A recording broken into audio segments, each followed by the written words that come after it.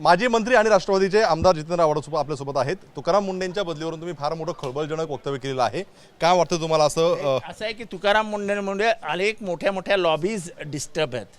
Drug lobby आहे, milk lobby आहे, मावा लॉबी आहे, गुटखा लॉबी आहे। ह्याचे कलाकार कोण कोण आहेत ह्यांची नावं पुढच्या सोमवारी मी विधानसभेत देणार आहे।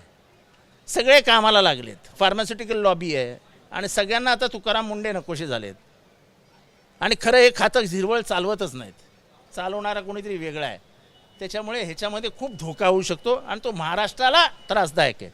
मामा नमस्कार, कसे आहात आपण? काही पैसे गोळा केलेत हे पण तुम्ही म्हटलेले आहेत। 250 कोटी रुपयाची सुपारी आहे, 250 कोटी रुपये जमा केले जात आहेत आणि तुकाराम मुंडेंचा बळी देण्याचा प्लॅनिंग सुरू झाली। कोणासाठी कोण करतंय?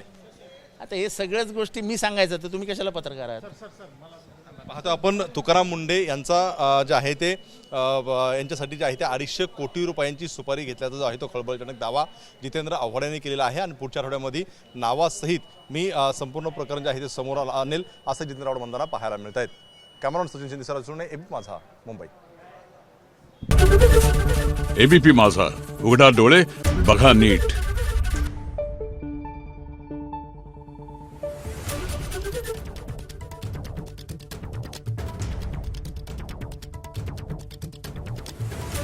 Thank you.